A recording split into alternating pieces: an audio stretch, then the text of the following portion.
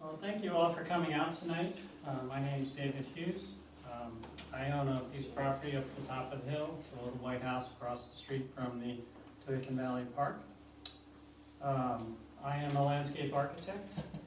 I got my degree at Penn State University in 1990 and have worked in this field for over 30 years now. I did some graduate work at the University of Massachusetts as well. I've worked for the U.S. Forest Service for a few years. I've worked in several private firms that do land development. I've worked in nurseries over the years, and for the past 12 years I've owned my own company, Weatherwood Design, in which I do primarily residential design, but I've worked on parks, small parks, and some public spaces as well. Thank you both for coming here tonight. It's nice to see. I feel honored. I am also a dyslexic, so I am a terrible speller. I had a hard time reading when I grew up. I had a hard time in school when I grew up. But thankfully, one thing that dyslexia does do for me is it has given me the ability to be very perceptive about things and approach problem solving from multiple different directions, oftentimes at the same time. So for me as a landscape architect, I benefited from being a dyslexic. Maybe others won't admit to that, but so what I'm going to talk about tonight is, we've all experienced in the last year and over several years impacts from large storms, Ida being one of the most recent ones. And so I'm going to talk about, a little bit about what it actually did for us, and then I'm going to talk about how we kind of got to where Ida and storms like Ida caused so much problems for us. And then the second part, I'm going to show you ways in which, as homeowners and property owners, you can start to make decisions that will help, as the community goes, make things a little less impactful. It'll take a lot of people doing a lot of things in order to really make big changes, but it is possible. I've been doing it on the property that I bought in 2014, slowly transitioning that from being 2 acres of mowed lawn and 2 acres of forest. It's 4 acres, a little over 4 acres total. Improving its ecological integrity by implementing several different strategies on that property.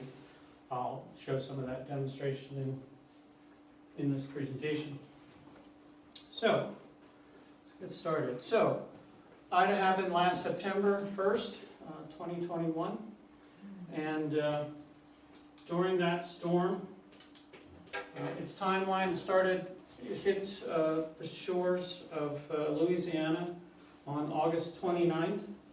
I forget what part of that day, but made landfall that day, spent a few days down on the Gulf Coast area.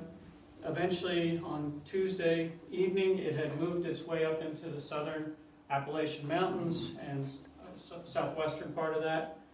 And then by Wednesday morning, early, it met with another front coming in from the Midwest and converged over us and was with us from early Wednesday morning till the next Tuesday morning. But the worst of the storm was really between noontime and 9 or 10 o'clock at night. So within a little over a 6-hour period, we got between 5 and 10 inches of rainfall, which is a lot in a short period of time, which obviously causes problems. And I have this kind of summary that I took off the National Weather Service website, and the address is on there. It's listed over on that table if you're interested in seeing more details. But some of the local rainfall amounts, there wasn't a rainfall amount for Point Pleasant itself. However, Newtown had 8.36 inches as of 1:30 in the next day. Buckingham had a little over 8.05. Quakertown 7.96. Percy 7.57. So if you kind of connect the dots around there, and it doesn't mean that we got exactly these amounts, but we got somewhere in the 7 to 8 inch range likely in this area. And yet Washington's Crossing got 2.65. So it was a little bit of hit or miss, but likely we got the bigger amounts because usually those trains of weather would come straight across from, say, Percy, Doylestown, Quakertown area. Unfortunately, 22 people died during that storm from flooding causes. And there were 7 tornadoes that were spawned out of that storm. One of which was down in Doylestown, went from Doylestown to Buckingham. It was on the ground for 4.4 miles. It was an EF1 tornado with sustained or peak winds of 100 miles an hour and approximately 300 yards across. So if you go down Route 313 between 202 and 263, you'll see a large swath still today of trees that are damaged or missing from that area.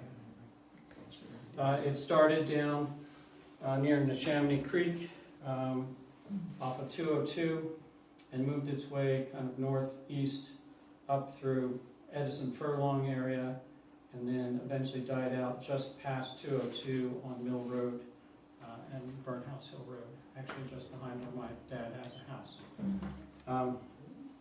The other tornadoes were in Deptford Hill, New Jersey, Oxford, PA, Fort Washington, Upper Dublin. You can still see heavy damage from that along the 309 Expressway. That was an EF2 with sustained or peak winds of 130 miles an hour. Upper Makefield, there was one from Burlington, New Jersey to Bristol, Pennsylvania. I think that might have been the one that was damaged the Faulkner dealership. I'm not sure. It wasn't written in the write-up, but it might have been. And then another one in West Windsor, New Jersey. So, as we can see, a very significant storm. However, by the time it reached us, it was actually downgraded to a post-tropical cyclone. We had many scenes like this here where sections of River Road were inundated with rocks and debris and large flooding areas.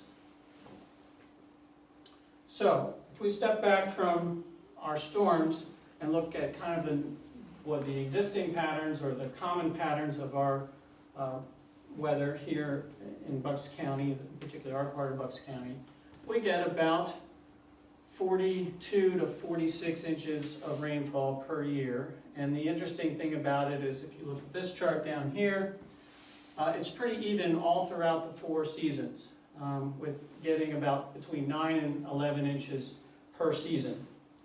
So when you accumulate snowfall in the winter or rainstorms in the winter, we get 10 inches or so. Spring, it's a little higher, obviously, 11. And then summer with thunderstorms, it's even higher with 12 to 13. And then fall is usually a little lighter with around 10, 9 or 10. So we're pretty fortunate. A lot of parts of our country don't get that much rainfall all year long. The other thing to look at is where we live within a watershed. And if you look at even the bigger pictures, we're part of, obviously, we're part of the Delaware River Basin. And then there are many, many watersheds within Bucks County.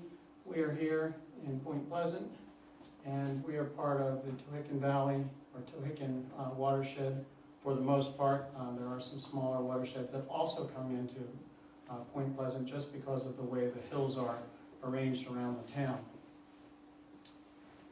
If we could step back several hundred years, it would make more sense if we had political boundaries matching up with our ecological boundaries. So a township would be Tinicum Watershed Township instead of Tinicum Township.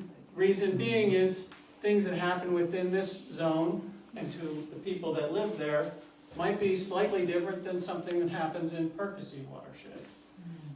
So our political boundaries are a little bit more arbitrary and sometimes don't meet what's happening really there in the landscape. I don't ever see that happening in my lifetime, but it would be nice. The other thing to think about is when you're in a watershed, there are many streams and rivers within that watershed, and what happens up here in a first order stream is significantly different than a 6th or 7th order stream. So the Delaware River would be a 6th order stream, the Twickenham Creek might be a 3rd or 4th order. And how are orders made up? Orders are made up in an initial stream that starts when it meets another initial stream, it becomes a 2nd order, and when 2 second order streams meet, they become a 3rd order, and similar on down the line. These dashed ones are intermittent stream channels, and so they don't flow all year long. So something that happens up here, if we had a chemical spill on a first order stream, you can see it has likely much more effect further on down the process than if it happened lower down in the watershed. So first order streams are very important to have much more protection with, so that you're not polluting a larger area, where you're conserving a bit, doing better at conservation in that aspect. You can also look at what type of forestry cover we have within our part of Pennsylvania. We are actually here in the lower southeast corner, and we're part of this oak hickory forest community, or part of the larger eastern temperate broadleaf and northern mixed forest biome, which I will explain has certain implications. So, if humans weren't here, we would be mostly a forested landscape. The reason being is we have deeper soils, we have the appropriate amount of rainfall to grow large plants. And for us, large plants are trees, along with all the other plant species in that niche. You can also look at areas based upon other elements, and those are ecoregions, which take into account trees, but it takes into account, say, for example, that we're in the Piedmont here, in Pennsylvania and across into New Jersey. Piedmont means slowly rolling hills, or small rolling hills, and we tend to have limestone valleys and little harder ridges in the Piedmont, and then it amps up when it goes into the ridge and valley, where there's a lot larger ridges, which are sandstone typically, and limestone valleys up there. Limestone valleys make for good agriculture, so that's why agriculture is generally in the flat lowlands, that's very rich soils and more basic. So this is what our landscape would be if we weren't changing it so much. Unfortunately, there's a lot of impacts happening on our forests, and have been for a number of years. When I was a kid, woolly adelgid and I can't think of it right now, but the Gypsy moth? Gypsy moth, thank you. Yeah. Gypsy moth tend to be a real problem with the oak trees particularly.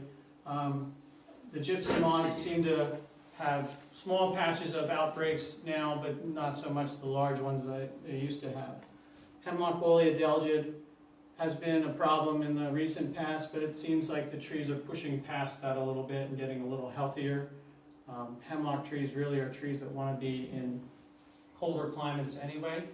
If you want to find native habitat for hemlock trees, you would look to the Delaware River corridor, where there are these narrow little valleys that are cool, eastern facing or northern facing valleys, very narrow wall valleys, so it keeps a cool sink for those trees to grow well. Beech bark disease is coming down from New England. Our beech trees tend to be pretty healthy, but if you go into New England, there's a lot of beech trees that are being impacted by beech bark disease. Sugar maples are in decline for a different type of disease. Bacterial leaf scorch is going after many of the red oaks in the red oak family. Emerald ash borer, almost everyone is familiar with that. Our ash trees are down to about 1% of surviving trees in our area. Spotted lanternfly, I think the verdict's still out as to how much that is going to have impact on us. Deer overpopulation. And many don't know that earthworms are not native in our part of the country. Our native earthworms were actually more thread-like worms, and they did not exist in the areas of the country that had effects from glaciers. We did not have glaciers here, but we have the effects of the glaciers here in this part of Pennsylvania. So native earthworms made it as far north as about Baltimore. So the earthworms that we see in our soils are actually from Asia, and they were brought over in packing material from ships, and also now fishermen like using them because it's a good bait for fish, and they move around. Earthworms are fine for your vegetable garden, but they are terrible for forest soils, and I'll describe why that is later. And then there's pollution. So if you look at these three slides side by side, the farthest one is a healthy forest. And the reason why this is a healthy forest is it has multiple layers of vegetation in it. It's got the tree canopy, it's got the subcanopy, it's got a shrub layer and a herbaceous layer. This forest has beautiful native canopy trees, but almost nothing in the ground plane. That's because the deer are browsing almost every native species in that system down to the ground and not allowing it to regenerate. You see there's some green here in the back. That's actually some non-native plants. And here is a heavily impacted forest, degraded forest, that has a lot of non-native vegetation in it, with just a few of the native canopy trees still left in it. And you can see this is early spring, and the non-native plants have already flushed out with new vegetation. So if you were to walk out tomorrow into the woods, likely most of the plants that you would see already have tiny leaves on are non-native plants. And the reason is they come from a different part of the world where their growing climate is a little bit longer than ours, and therefore they're used to growing underneath the conditions that are a little bit cooler and get started early. And that has impacts on our native vegetation because it gets started early, it starts taking up nutrients early, starts shading out other plants early on before they get started. Our native plants know that we could have snow late. We could have frost late. We just had frost the other night. So they are not eager to push out and have new leaves just to get frosted. So our native plants are adapted to our climate as it is currently, but may be changing as the climate changes as well. So, we as individuals in our community make choices about the homes we live in and where we want to live and what we do to maintain those homes. And often many of those choices are not in congruency with ecology. Ecology works in different ways than we often work in. And we have a tendency to be very neat about things and very tidy. And that is not the way nature is, although nature surprisingly is pretty neat and tidy if you know what the signs are and how it actually works. This is up in Allentown area. This is probably 6-7 acres of lawn, and just to tidy it up a little bit, they put the plastic flowers all along these pots, all along the driveway there. So we're mowing our lawns regularly. We are from April to the end of October. We are trimming our shrubs regularly, keeping them in bounds because we want them to look in a certain way. We use a lot of intensive management of our landscapes. We clean up things a lot, take them off our properties and put them somewhere else. We use pesticides more than we should, and the reason I say that is I had a pesticide license in the past. Every year I'd have to go to get re-up to my license, and by law I was required to read through the directions and follow the directions as they're written on the product. How many homeowners do you know read the entire list of directions on the Roundup bottle? You know, It's because I, as a licensed person, was going to another property and applying that product on another property. But you, as a homeowner, can do what you want once you buy it on your property, because you purchased the product and supposedly you've read through the directions, but most people kind of blaze through it and do what they think it should be done. And that is going to cause a lot of problems over time. And then the lack of stormwater infiltration, we'll get into that more. So, we need to shift a little bit from this way in which we do things and the way nature is doing things. One thing is this stream channel or creek channel is backed right up to these houses, and they're mowing everything right to the stream edge. So there's no protection of this stream channel from eroding away. Whereas on this side, it's heavily wooded, and there's lots of plant material holding that bank together. And we'll get into how we can kind of merge these two systems so that we as humans, that we have one way in which we want to do things, and we need to address how and what's appropriate to that. And then not every one of us wants to live in the middle of the woods, so we need to learn how we can bring a little bit of that woods and character of the woods to where we live. Before we do that, let's talk about infiltration. So, this is a chart that was done by Penn State Forestry Department years ago, and they studied infiltration rates from forested areas that were non-impacted to the logging roads that they were starting to use in these forested areas, to lawns, to pavement. And as you can see, if you look at this, pavement has no infiltration ability, or very little. I'm sorry, what is infiltration? Infiltration is getting water into the soil surface or the earth, and hopefully into aquifers, where we need to draw it from to gain water from. Lawns typically get between 2 to 3 inches of infiltration per hour in a rain event. An old logging road is somewhere in the 5-6 inches per hour into the ground. And then a healthy active forest, anywhere between 15 and 20 inches of rain per hour into the ground. So you can see why in our urban areas we are starting to have problems, because we're just not filling up the reservoirs. We're not getting the water seeping into the ground. We're pushing it across the surface more. And that's what this other chart shows too, in a more graphic way. So urban areas, 0 to 10% is going into the ground, 90 to 100 is going across the surface. Agricultural areas, 40 to 50 into the ground, 50 to 60 across, so on and so forth. So, this is a healthy forest. Why is it that this can get 15 to 20 inches of rainfall into the ground per hour during a storm event?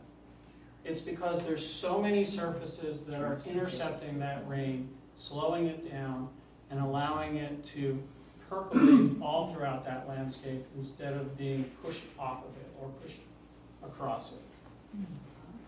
And we're going to get into a lot of detail of why each one of these components is important.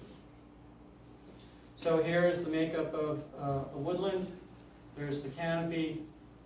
There's even super canopy, canopy, subcanopy. Super canopy might be like a tulip poplar tree or a white pine tree that gets into 100, 120 feet tall. Canopy is more like our oaks in the 80 to 100 feet. Subcanopy might be a maple. Understory are some of our smaller canopy trees, such as hop hornbeam, shrub layer, some of our native viburnums, rhododendrons along the river, and then the herbaceous layer, which are the woodland herbs, black cohosh, spring beauties, Virginia bluebells, ferns. And then the other thing that's not on here, but the forest floor, is the leaf litter and the humus layer, which is also critical to getting water to being slowed down and percolated into the ground. And also, in a healthy system, then you have forest edge species which seal this edge from a lot of impacts, and has also quite a dense grouping of plantings that go along with that. So first I'm going to talk about some of these impacts and why, because they're not allowing infiltration well, why they're making our storms more severe and more troubling to us. And then I'm going to get into what some of the fixes for that are. There's no silver bullet. And then I'm going to go through a demonstration of a project site, a hypothetical project site, but it's very realistic because it's a 1 acre property, and show you step by step how you can transition a typical residential property into a more ecologically sensitive property, and show you examples along the way. So first element, soil compaction and structural degradation. So what happens when we develop a site or change a site from forested land, or it could be agricultural land if the forest has already been removed, is we have this tendency to strip the site from edge to edge, with just a few exceptions of where somebody decided those trees are worth saving, or there's a wetland there which is regulated. But everything else is run over by heavy equipment, which is compacting that soil. Most urban sites are compacted 20% more than what they would have been if they were left as a forest soil, which means that the pore spaces in the soils are collapsed to some degree, and therefore there's not as much available open space in the soil column for water to sit in or move through. And it's even worse when we're doing construction on wet days, because it compacts it even more. This also impacts, if you have a construction site, the trees there adjacent to where the work is being done, because trees need to breathe through the soil as well. They not only take carbon dioxide out of the air, but they take oxygen and other nutrients and carbon dioxide through the soil. So when you compact the soil, you basically start to slowly strangle that tree over years. Some trees will show impacts right away, like tulip poplars or maples or beech trees. Other trees may take a decade to show that the damage has happened. Oak trees are pretty good about taking compaction. We're also shuttling water off these sites. The old way was to collect, convey, and get rid of the water from a site. The new way is really to try and get everything on the site to infiltrate on that site instead of letting it move off into another area. We'll get into low pervious surfaces, lawns. I mean, a lot of regulation has been set up to deal with impervious surfaces, and that's a good thing. What I'm not seeing is anybody addressing low pervious surfaces, such as the American lawn. And lawns are traditionally well-compacted soils because of the way development happens. And again, only 1 to 2 inches of water per hour is infiltrating into a lawn surface versus if it was a meadow or a woodland or an agricultural site. So we'll get into the details of how much and what that impacts, but that's a very serious thing. And I think regulation needs to get away from kind of scolding us and slapping us with fines to incentivizing, giving us incentives to have minimal amounts of lawn. I'm not saying get rid of lawn altogether. What I'm saying is have amounts that make sense for your family. If you have a young growing family, then maybe you need more lawn than you do if you're a senior citizen. So that's the way we need to change in which we're thinking about it. We don't do a lot of infiltrating on sites unless it's a detention basin or a retention basin. What really every site needs to have are these micro infiltration sites, rain gardens, bioswales, bio-retention areas. And we'll get into that. Overpopulation of deer, we'll talk about why that is making water move through the landscape more. Earthworms, why that's making water move through the landscape more. Non-native species, how they're impacting the soil surfaces and preventing water from sticking around as much. And then our declining and fragmented forests, we'll get into that.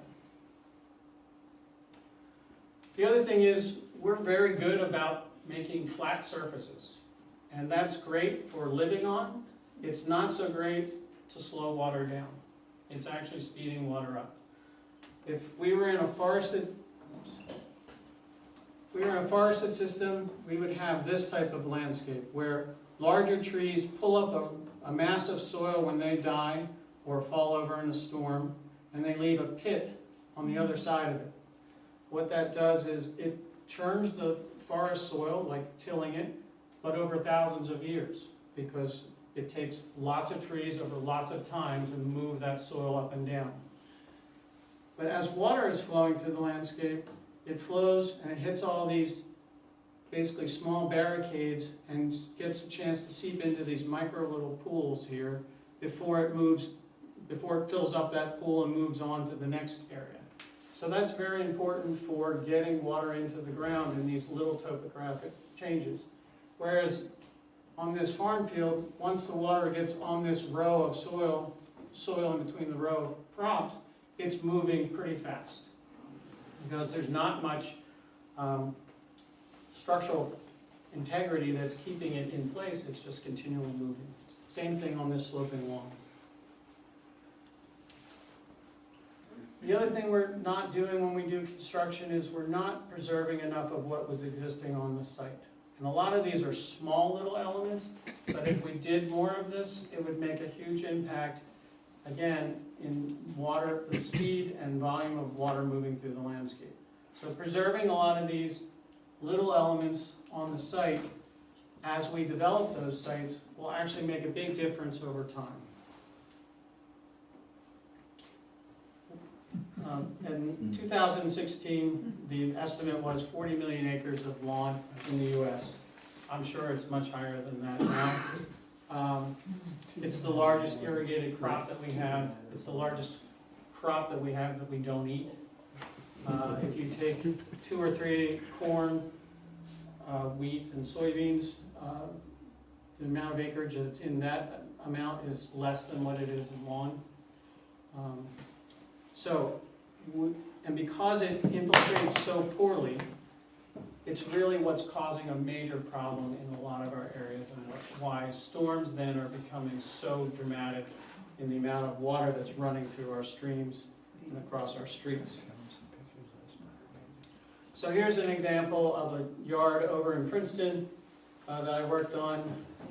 Prior to me doing any design work here, the only planting bed was up against the house. The rest of this was lawn with a little bit of moss underneath this tree and a little bit of, there wasn't anything growing really underneath this cedar tree because it was too shady.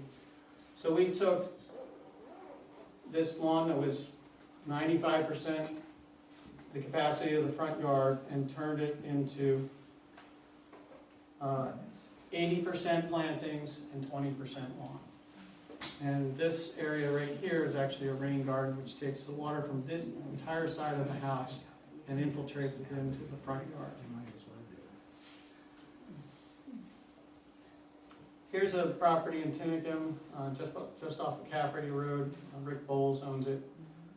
Worked with him years ago. He's got 10 acres. He has 0 lawn. He has a field up above the house that gets mowed a few times a year.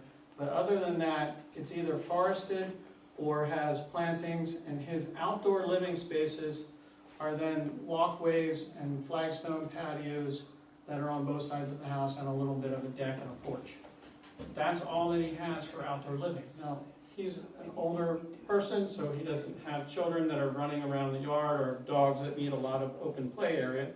So it makes sense for him. It would not make sense for everyone. But here's a good example of someone who has 10 acres and they have almost no lawn, other than the field areas that get mowed every once in a while. So it can be done. Infiltrating as close to the source of where it's falling. So water falls on our roofs, try and start to do something at the bottom of the downspout. You know, these are, again, small ways in dealing with it. We'll get into larger ways. But on smaller sites, this can help make a difference. On a little bit larger site, and again, my thinking is every residential site needs to have rain gardens at this point, because it's a small area that can be utilized. The typical rain garden is 300 square feet. And you can incorporate them into almost any soils. If the soils are not good at percolating the soil, then you can modify those soils so that it will infiltrate on that site.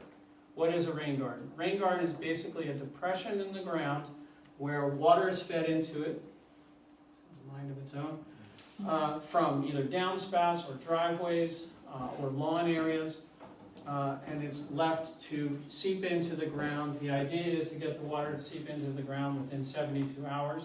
If it's longer than 72 hours, then it becomes a pool that could breed mosquitoes or other insects that are usually undesirable. So you want to be able to have a substrate in there that is that has lots of good pore spaces to allow the water to move into it. The other thing I talked about was we have a lot of high energy movement both spring and fall to move a lot of materials around properties. And one thing we do is we collect all those leaves and take them somewhere else. And most of you probably don't know the process, but this is what happens. It's put out at the curb or collected by the utility trucks, then taken to a facility like this, and it's ground up, put through what's called a tub grinder, and then it's laid out in rows, and then they have big machines that come along the rows and basically till up these rows, and then they sell it back to you. So, not that this shouldn't be done in some respects. I think some of this is good because at least we're taking a product that we have and we're reutilizing it. But a better way, and this is what I do at my place, is I do have some lawn. I use the mower to suck up the leaves. It chops it up somewhat, but not completely, and then I throw it back in the beds. I tell a lot of my clients to have the lawn care professionals to actually work from the center of the lawn and keep blowing the leaves or mowing the leaves in a concentric ring so that the shoot is always moving outwards and then pushing the leaves back into the beds. Because that's going to be the important thing of what helps retain water or infiltrates water here. This is a forest.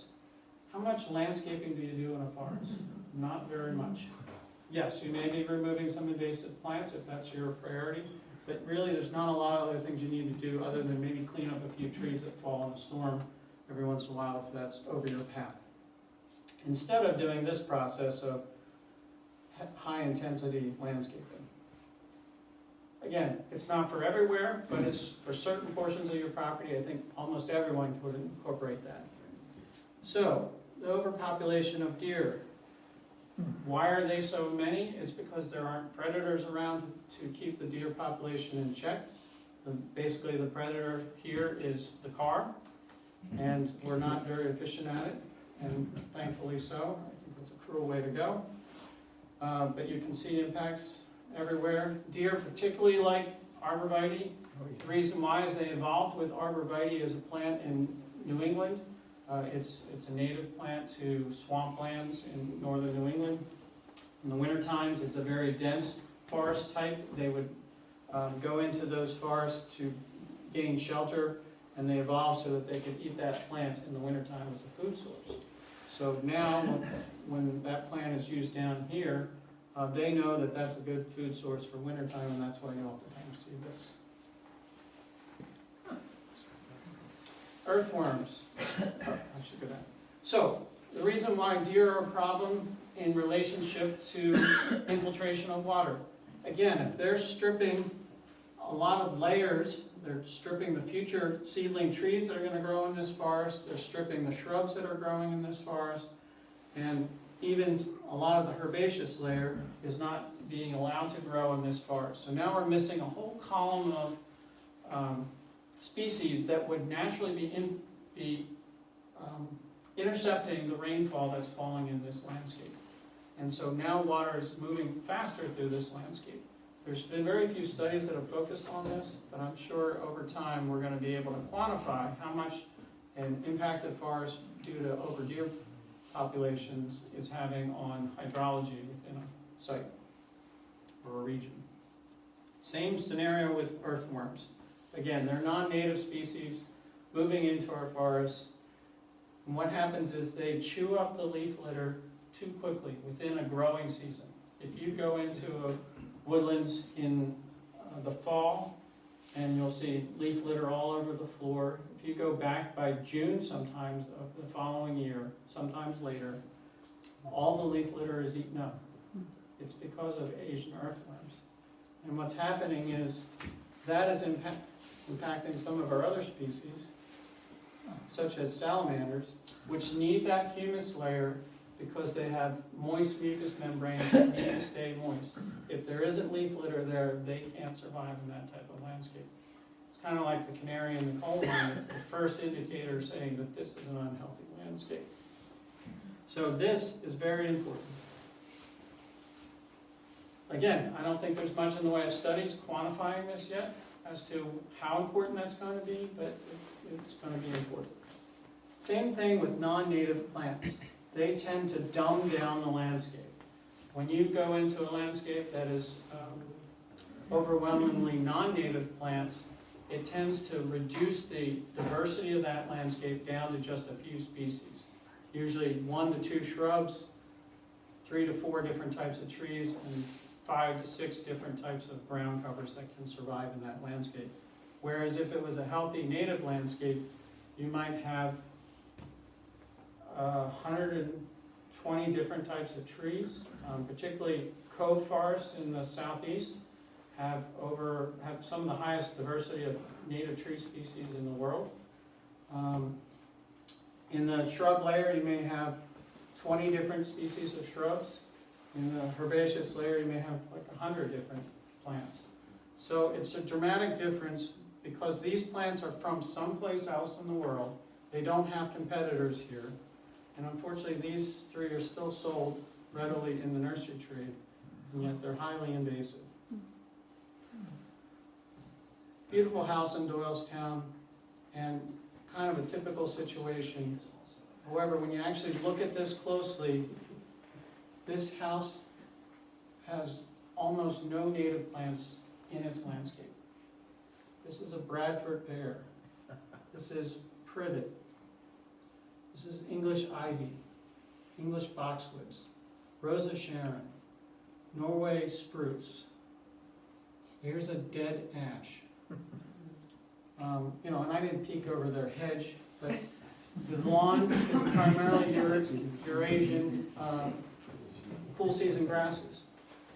So, what does that do for infiltration? What does it do for other organisms that are trying to live in that landscape? They have a harder time living in this landscape. It's still a beautiful landscape. Those are beautiful plants. The non-native plants that were brought here that tend to be invasive were brought here because they had some quality that was interesting to us to move them around. The problem is we didn't realize that they would overtake some of the native species that are here. So I did a quick survey of our area, just kind of anecdotal by driving around. I took a morning and drove around Point Pleasant and just documented some visual elements of what is happening all around this community. And just to give you a sense of how this community, and it's like most other communities, are changing when it comes to plant species. So here we are, it's an aerial of the upper section of Point Pleasant, and I'm going to get into some of these sites. Thankfully, Walter's Nursery does not grow. I don't think I know of any non-native species that are invasive that they grow. They certainly grow non-native species, but mostly plants that are not going to move around and be a problem. So these dots represent kind of the size of invasive plants at these different areas. So the larger the dot means like there's like 5 to 8 different plants. Smaller dot, maybe 1 to 3 different types of plants. And it's just that it occurs there. It's not that there are X number there. Again, this was a rough, very crude way to just look at the landscape very quickly. So if we look at 2 sites, the cemetery up on Cafferty Hill and the little pull-off parking lot that's just across the way. I suspect the pull-off parking lot has a lot of invasive plants because people over the years have dumped things over the edge, and they took. And so you'll be surprised to know that there's a pretty healthy community of Japanese wisteria in the trees up there. Beautiful in the spring, but it's starting to tear down those trees. That's one thing about invasive vines, is they create so much weight in the tree during ice storms, it'll pull the tree apart. And that's what that vine wants. It's trying to get to the sun. So if it can pull that tree over, it'll then move to the next closest tree for structure to get up to get to the sun. Whereas our native vine, something like Virginia creeper, tends to be a smaller vine, stays to the interior section of the tree, and never creates so much weight that the tree will be pulled over. Norway maple, I think there's just one or two up there. Asian bittersweet, another non-native vine that tends to be very aggressive. Japanese stilt grass, many of you are probably familiar with that. It's a blonde colored grass at this time of the year that is an annual. If you can keep it from going to seed, it's easier to control, but it just grows so aggressively. Excuse me.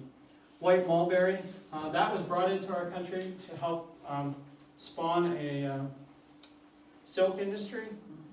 Unfortunately, the caterpillars that produced the silk did not take off here with the white mulberry trees, but the trees did.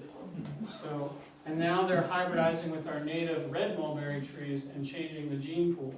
And who knows what that will do when it comes to feeding birds, because birds generally do like mulberries, whether they're native or non-native. One thing to keep in mind about non-native plants is it's not that our wildlife isn't using them, it will use them, but it's like sending your child to McDonald's versus Whole Foods. It's going to get nutrition, but what quality of nutrition is that going to be?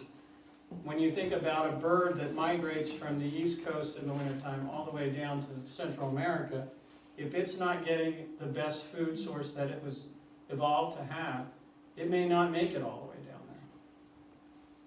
So that's how things will change.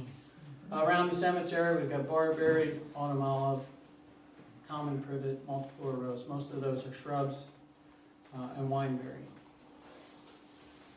I'll go through these a little more quickly.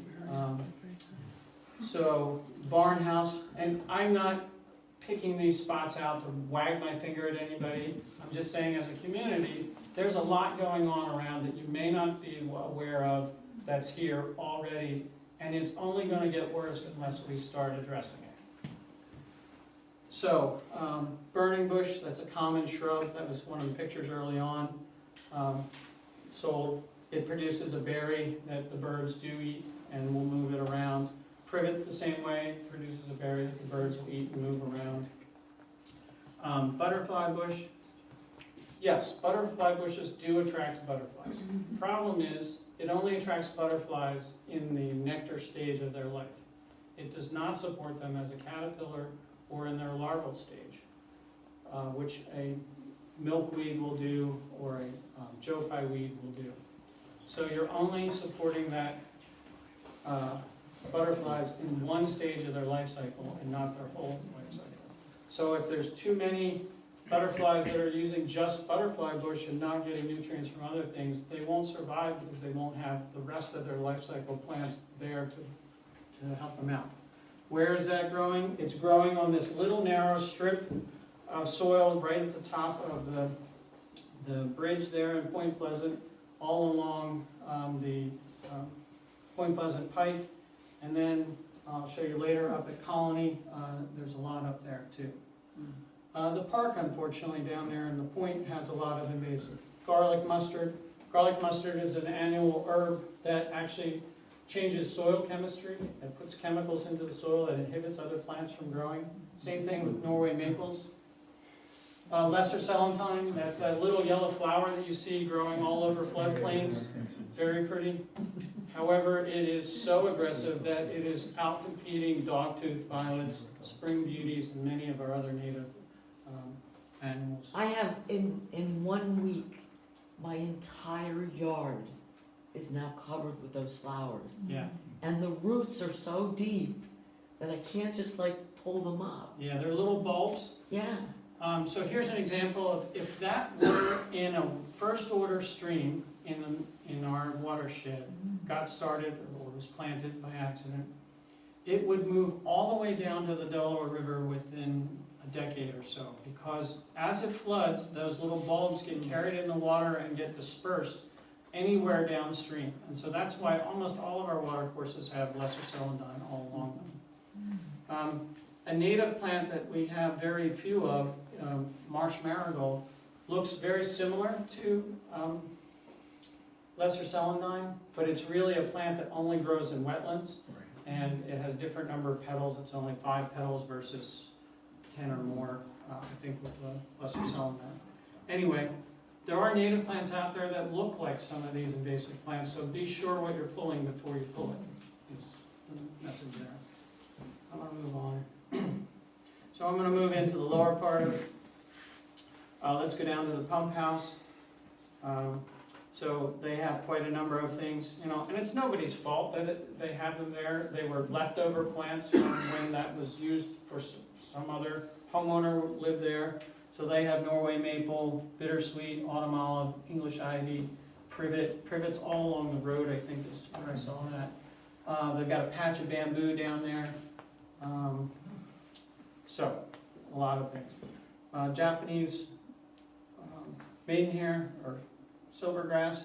This is growing along some Point Pleasant Pike. I think some neighbors up there have planted in the past, and it moved out of the, because most of those houses are in the woods. It's moved out of the woods because it can't tolerate the shade, but there's plenty of sun right along the road. And also, you should know, wherever there's disturbance, that's where invasive plants are usually going to take hold first before before even native plants will. So this is the last of this slide. So unfortunately, in the quarry area, there were Bradford pears planted there by some landscaper that probably had no idea that they were going to become a problem. They put in barberries there because, again, they didn't know there were going to be problems. Where the butterfly weed bush came from, I don't know, but it's all over the hillside where the debris was dumped. That was used as a fill site for many years after the quarrying was done. It's now moved all through the stone yard. That's a type of plant, I've got pictures of it growing through cracks in concrete in the middle of a highway. That's how tough that plant is. So, give me an invasive plant that you really like, and I can find you a native plant that will take the place of why you like that plant. This is not a one-for-one. This is a native flowering dogwood, and here's a burning bush. You know, this is a bush, this is a tree, so that's obviously not a great one-for-one swap. But this is. Here's our native chokeberry, a wetland edge type plant. Has beautiful fall color, has beautiful red berries. In the spring it's filled with white flowers. This has red fall color. That's it. So, all right, so let's get in quickly to an example site. So I'm going to take this 1 acre site here in a kind of typical like looking development. This could also work for a rural house out in the countryside, what we're going to go through here. So let's look at it as a 1 acre site. Here, a modest house of 2,200 square feet with certainly some impervious areas with the driveway and the roof and a little patio out back. Note there is, you know, one leftover canopy tree in the back. This is could be an intermittent stream or could be a full-time running stream. You know, maybe this patch was just too wet. The developer decided, let's just leave that alone. I don't want to get my tractor stuck in there anyway. And here's a red cedar tree, again, also. Oftentimes trees that were at corners were called witness or boundary trees. Let me go back. Oops.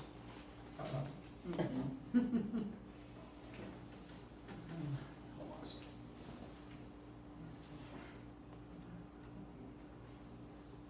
Sorry about that. Also typical with most developments is it's required for the developer to put in street trees. Oftentimes, they are the same species, just used over and over again. Look something like this. These are red sunset maples. They are native maples. It's a cultivar of a native maple. Very pretty, but there's consequences with that, and we're going to talk about that. So, I was talking about that one remnant tree in the back. Oftentimes they're called lone wolf trees or witness trees because they may be at a corner of a property. In olden times, when surveying was not as easy to do, these trees would mark corners and they would leave them, and they would become very old trees. They have a lot of value because A, they've survived a long time. If they're out in the open, they've been in a rough habitat, so if they've survived that long, it's worth having them around. This is a sassafras tree in this picture. Also, no tilling was happening right around this tree, so you've got native soils that are unimpacted.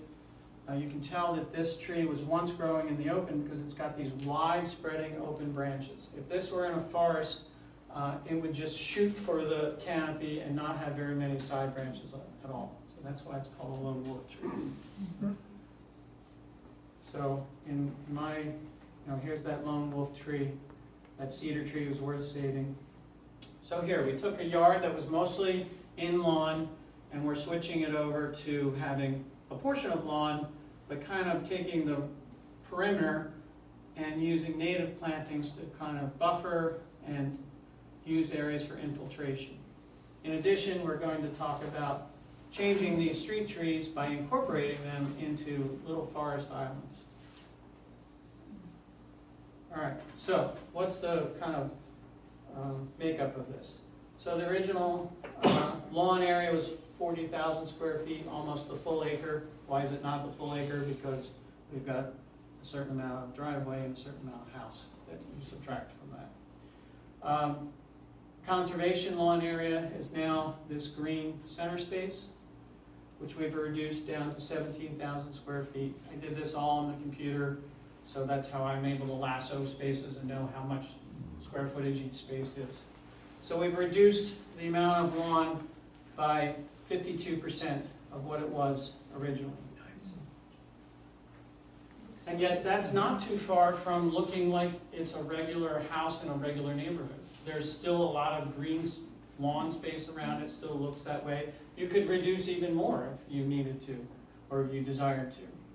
So, front yard, we are taking the water from the front side of the house, so these dashed lines are underground pipes into this depression for the rain garden. This rain garden's 580 square feet. Plantings of trees, shrubs, ground covers, wet-loving plants in the basin itself, adding nesting structures, making it all more friendly to the environment. Here's what a rain garden looks like when it's raining.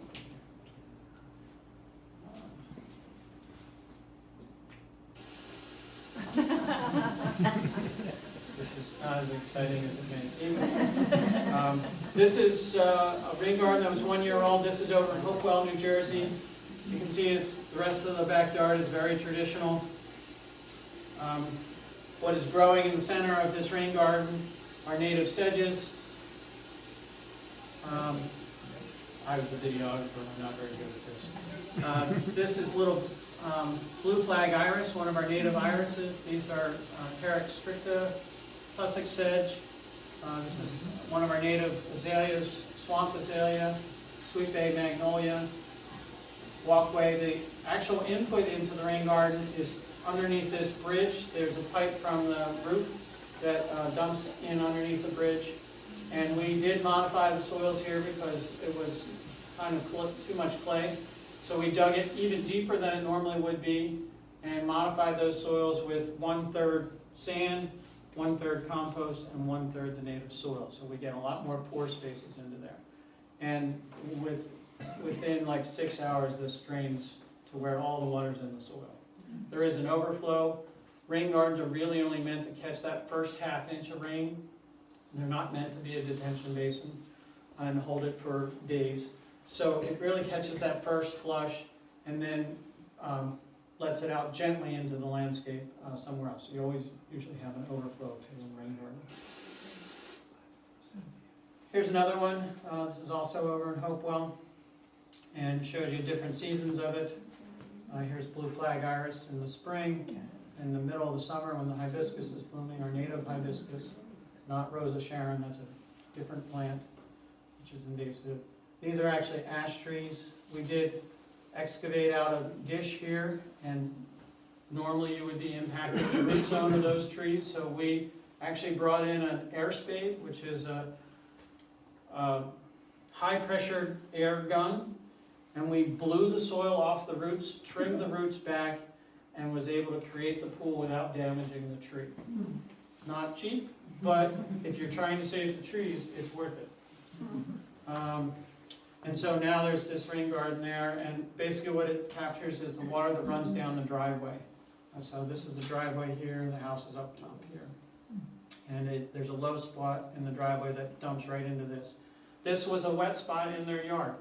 This one does hold water for a number of days. So it's not functioning like a normal rain garden would. However, because they have a healthy frog and salamander population in this neighborhood, they don't really get mosquito problems.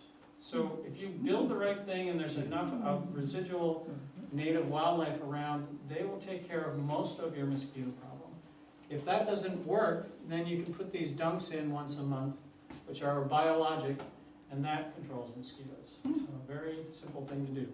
Open up the package, throw it in the pool.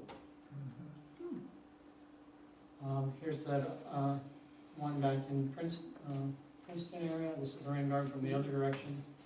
Another thing about native plants is people tend to think, oh, well, they're not that showy, they're not that interesting. Maybe they have some smaller flowers or different types of flowering capacities. But if you plant things in drifts, these are prairie dropseed, this is Canada anemone, a lawn strip of grass. This was the original bed here. This golden plant back here is upland senecio, a plant that likes its feet wet. So plant them in drifts to make it make more sense to the human eye for the average gardener. Here's again another example. Here's our swamp milkweed. So this is a really great plant for butterflies.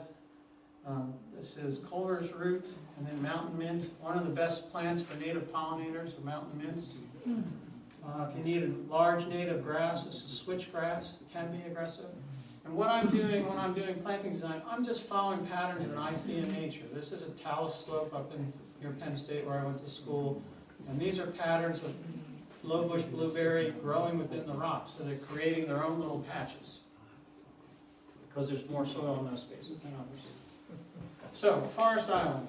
This is what I'm all about. Forest Island, I'm sure I heard this term somewhere or picked it up from somebody, but I've been using it for a number of years.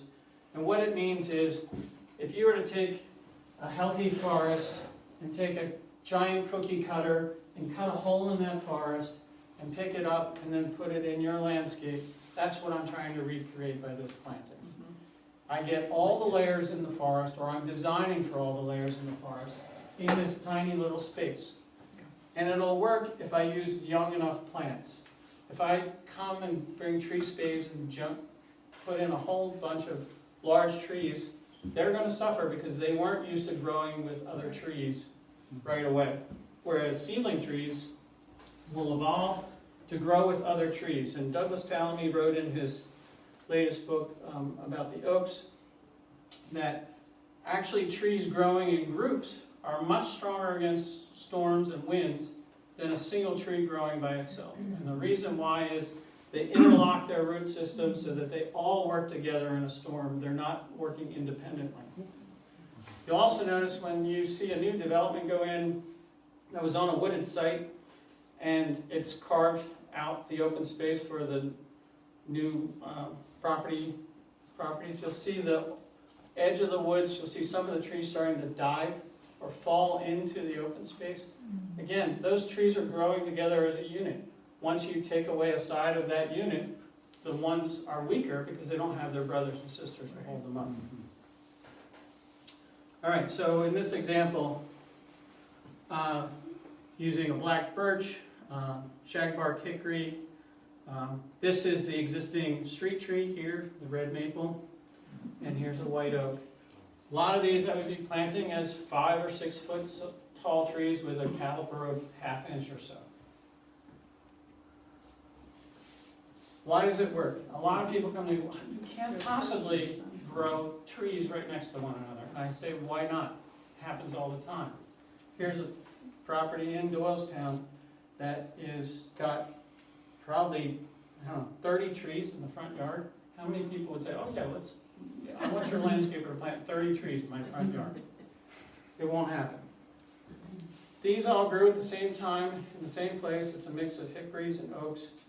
And what's amazing about this property, this is near the railroad in Doylestown, is there's a native bee population, minor bee population in this lawn. Because whoever was the original developer did not disturb the soils in this lawn. And so therefore the native bee population can survive. And there's a lot of little interesting woodland herbs that are growing there, spring beauties, some of the native Pennsylvania sedges, and other things, pussy toes, that are still existing in that lawn. It's a really healthy space. So it can be done, it just needs to be done thoughtfully. Here's other examples. Retaining the leaf litter. So as they're mowing this lawn, they're blowing those leaves into this new space, and that becomes the mulch. Here's a grouping of red maple trees. Look how close these are growing to one another. Here's a more contemporary. Someone had the forethought to, hey, we've got this large center of our cul-de-sac. Let's use that as a tree planting. There's a lot of trees in that little area. That's a very healthy landscape, because now water is not moving straight across this landscape. It actually could be trapped in that landscape and infiltrating into the ground. And just because I'm talking about larger landscapes doesn't mean you can't make it happen on a small scale. Here's 2 trees with just a group of shrubs and perennials around it. Here's nature doing it all by itself. Here's a cedar tree, some red maples, and some native woodland shrubs below. Oaks are probably one of the most important species to our landscapes because they support so many native insects. There are over 517 native species of insects that utilize oaks.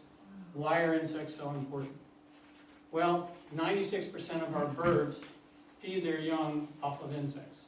So if we don't have the insects around, the birds won't be around, or there won't be as many birds. Also, our native insects are much of what pollinates a lot of our food crops. It's not just honeybees that are European, it's a lot of our native bees pollinate our crops. And there is pretty much an oak for every type of situation. This is chestnut oak here. It's at my dad's house. That's a great oak for upland, dry, sandy soils. White oak is good for middle ground. Swamp white oak is good for wet ground. If you don't have a big space, scrub oak. It's an oak tree that only gets to about 20 feet tall. It's more of a shrubby tree. Oaks are very important. Very interesting book. Shrublands. So not just having forests, but having shrublands is important. There's a lot of native shrub species that do a lot of feeding of birds and insects. So elderberries, hazelnuts, all of these are good for that. Sumacs. If you have a little bit larger property, sumacs are a great plant. They do a lot of wildlife value because they eat these seeds in the sumacs, and also chickadees and some of the other things will eat the insects that overwinter in these little seed heads. If you need a smaller sumac, winged sumac doesn't get as large, but all sumacs are suckering plants. They take up a lot of space, so you have to plan for that if you're going to use that type of plant. A wildflower meadow in the back corner. So, maybe they don't want to feel like they're living in a forest, so you have some more open area. A wildflower meadow, at least, while it's not infiltrating 10 or 15 to 20 inches per hour, can infiltrate 4 to 6 inches per hour for water. So it's still doing much more than a lawn can do. I always encourage, when you're going to do a wildflower meadow, make it so that you can move through that meadow. So having a path.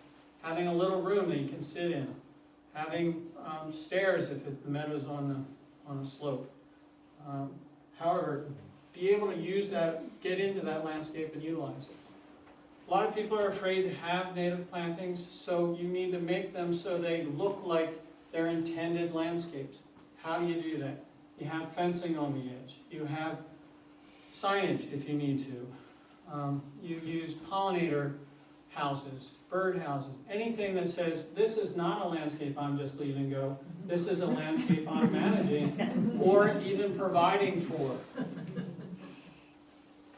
So here's a lot of native wildflowers. This one in particular, this is orange milkweed, or butterfly weed, not butterfly bush. This one has all kinds of pollinators on it, particularly butterflies, both in their larval stage and their early stage. Native grasses are a great plant that deer don't particularly go after. So if you have a lot of deer in your neighborhood, then some of our native grasses are ways to go. You may not be able to have as diverse a wildflower meadow, but you can certainly have a really interesting grassland. So many sites have marshy areas. You know, here's this intermittent stream or stream that's flowing on the back of the property. Here's this lone wolf tree that was saved. Here's that cedar tree that was saved. How do you utilize using this wet space? How do you not mow up to the edge so that you know, all of us want to go put our feet in the stream or try and catch a crayfish or whatever when we're kids? So let's make that space so that we can utilize it. Here's a good way to do it. Create stable areas to get down to the stream. And again, this is just taking a note from nature. Here's a rock ledge up in New York State that just juts out into the water. You can do the same thing by using these rocks as stepping stones. This is a new project we just finished a month ago up in Upper Black Eddy. I have a client up there that has several very interesting vernal pools, so we created a vernal pool trail. We worked our way out so that we were only working within a narrow space. We weren't running all over the woods in order to do this project. So this stone was set here, and we worked our way back. Where it was even wetter and further into the woods, you're not going to want to take a tractor in there or a bobcat to destroy the woods. So we're carrying in these planks, and this is white oak from Haycock lumber with black locust structures underneath. Black locust is extremely rot resistant. So all we have to do is use rebar to stake that into the ground and then screw these to the black locust. And here you have a way to cross that wetland area without really impacting it at all. And if in 15, 20 years when these white oak planks rot away, we unscrew them, bring in the new piece, and screw it to the base piece, which will probably last 50 years. The U.S. Forest Service has done studies with fence posts of black locust, and they found that some black locust fence posts were as old as 70 years, still in the ground, still have lots of integrity. Much better than pressure treated timber. So this is my place up the top of the hill here. This is an ephemeral pool. This takes the water from my sump pump and takes the water from half of my roof. I would call this a vernal pool because it's pretty much wet all season long until about July, and then it dries out sometime in July.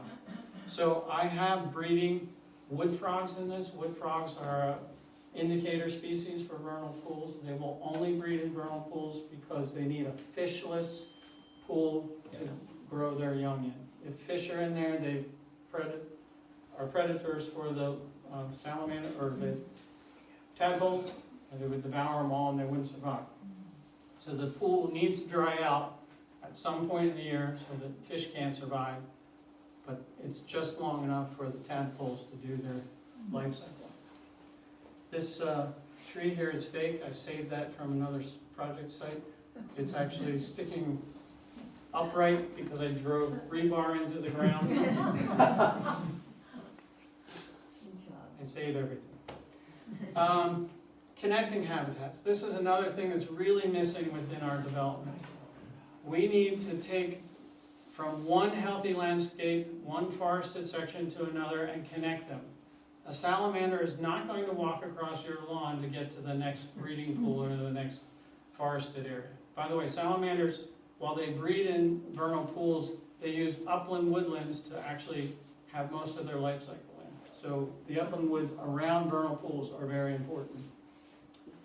So here, along the edge of the property, you know, maybe you have a neighbor that you don't like so much, so you can make it nice and dense with a hedgerow.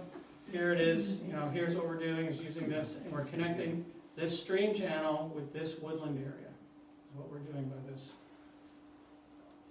hedgerow. Here's all the functions that a hedgerow can provide. It can provide habitat for, you know, smaller wildlife to live in. It can be a filter for whatever's running off the agricultural field or the next lawn over. It can be a source of seeds for a field next to it that's being left to go to regenerate it to a forest. And it can be a conduit for wildlife to walk along, again, from one place to another. One of the best hedgerow species are hickories. They're long-lived, very flexible trees. They don't take on a lot of storm damage. By the way, this is a shagbark hickory. Native bats use that tree in the summertime to roost in up underneath those plates. So it's a really good tree for bats. And bats eat over 1,000 insects an hour. So we want them around. Other great trees. Again, a tree for a big landscape is sassafras, because it's usually colonal, creates a whole colony. Usually you don't see the berries on either of these trees because the birds eat them as soon as they turn ripe. So black gum is another native tree for good hedgerow. Both have really excellent fall color. An underutilized species, and not in the nursery trade very much, but black birch. It's one of our toughest trees. Again, I've seen it growing out of rocks in the Adirondacks in a crack. It is a very tough tree. Also, hop hornbeam is another great tree. This should be used as a street tree. It grows on diabase talus slopes where there's almost no soil whatsoever. It's a tough native tree.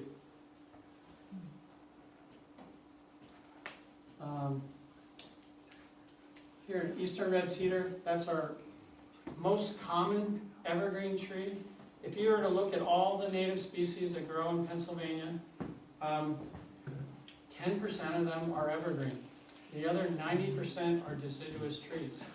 What do we do though when we plant our neighborhood residential landscapes? We use like 90% evergreen trees and 10% deciduous trees. It's completely unlike the characteristics of the landscape that we're in. I also forgot to mention that Pennsylvania has 22 native oak trees too that grow naturally in the state. I have 17 of them growing on my property. And I have 4 naturally and the others I've planted. Trying to get all 22. The last 5 are hard because they're natural hybrids. Here's a good list of, or a few species that are deer resistant.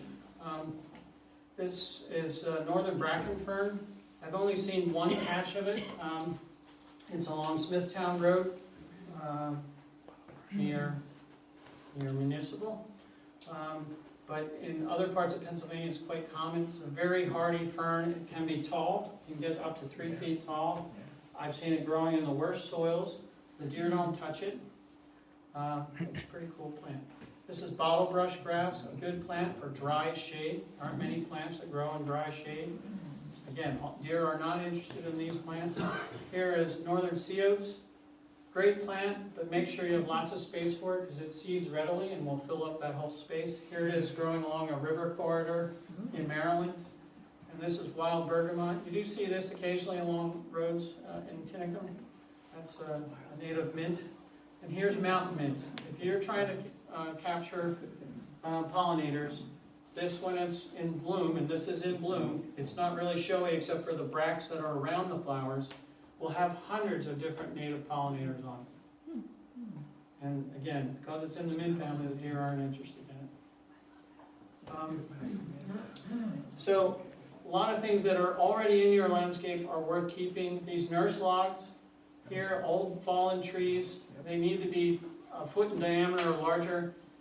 When we have droughts, seedlings that fall into the forest, the ones that are in the soil may not make it through the drought because the soils dry out too fast. But here they'll survive on this log because it acts like a sponge. When it rains, this log soaks up that water and slowly releases it. So little seedlings will grow on that. It's the only case really where you'll see a line of trees growing is when they've grown all along the log, other than when humans plant them. And I just wanted to show brush piles. You know, if you don't have a lot of shrubs in your woodlands, then collect some of the brush and pile it up, because then wildlife at least has something to use to hide in. Wood thrushes, I've seen use these even when most of the woods is open. And here's the other thing. So if you have a lot of invasive plants, but you have a few nice little seedling trees, use those invasive plants to make a ring around that seedling tree to get it above deer browse level. By the time the invasive plants that you pulled up, whether they're autumn olive, burning bush, doesn't matter. By the time they degrade and fall to the ground, that little seedling tree will be tall enough above the deer browse level. If you're having trouble with deer buck rubbing your plants, say this column is a tree. Drive in rebar, 6 to 7 of them in a circle, a few inches out from the tree, 4 to 5 feet high, 6 to 7 of them in a circle around that, and they will rub the rebar and not the tree. It's much better than tree wraps or PVC pipes. Those hold moisture against the bark of the tree, and that's not as healthy for the tree. This at least allows moisture to move through, and they'll rub the rebar and not the tree. Buck rubs will kill a tree if it's bad enough. Like I said, if you're wanting to make it look more natural, but you think your neighbors are going to freak out about it, start using some signage. I use this all the time on our projects. And people get interested then. They don't just walk away and think, you know, you're doing a bad thing. They say, oh, that's a meadow. And, you know, again, using just simple techniques. Here's someone made a cairn in the middle of their field. You know, why, I don't know. But it's, again, saying I'm doing something intentional here. Here they grew the meadow behind the split rail fence. So in the fall, I do an open house. We're going to try and do it this year. This is my meadow that's been in since 2015, so 7 years plus. Here's the 4-acre property. This was mowed lawn. This was mowed lawn. This is now wildflower meadow. This is all wet here. My property has a perched water table. If you dig down 3-4 feet, you hit a shale layer that keeps the water perched above the groundwater that's below. So all I have to do if I want a pond is dig a hole, and that's what I do. And so here is my natural pond back here. Up here is that ephemeral pool that I was showing you. Here's the house, cottage. It's an 1859 plank log house, which I hope it's going to be too expensive to restore it the way it is, so I'm going to take it down and reconstruct it. It's sitting on dirt. There's no foundation. So think of the property as kind of pitching this way. So part of the water pitches to the back, and part of the water pitches to the front. This water goes to the Delaware, this water goes to Tohickon Creek. So I am slowing it down as much as I can by having a series of pools all throughout that landscape. This is a wildflower meadow, so that also helps to slow it down. I've had to take down 80 ash trees. I don't take all of them down all the way, and I've done some preemptive cutting. So trees, before they died, I cut them to the ground. They will actually naturally repush new stems. I select out the best stems. And what I was told by a forester is the emerald ash borer is not interested or can't get enough nutrients from a tree that is 1-inch caliper or smaller. So I will have ash trees 10 years from now when the emerald ash borer finally moves through here and is done, because I'm banking on these root systems staying healthy enough, long enough, that I can regenerate these trees. Once they move out of here, I will let those stems continue to grow. If they're still around in 5-6 years, I will take the ones that have gotten over 1-inch caliper, take those out, but force other newer ones that are smaller to grow.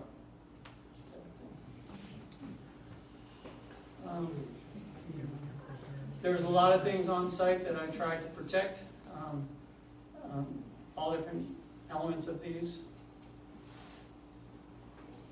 And I have a little silver lining for all of these storms. You know, these are pictures off the internet, they're not from our storms, but you all saw this. Yes. I make rustic furniture in the wintertime, so I can find something to do with your wood. Okay. Here's some resources. I have a paper of it over there that you can photograph if you want. These are all good books, you know, that tell you various parts of doing this type of work. I highly recommend Douglas Tallamy's book on oaks. It's very interesting and just has a lot of information. He's a very good writer in that he gives you all the science you want to know, but it's not bogging you down in the science. It's a very good, easy read. That's good. That's it. Good, thank you.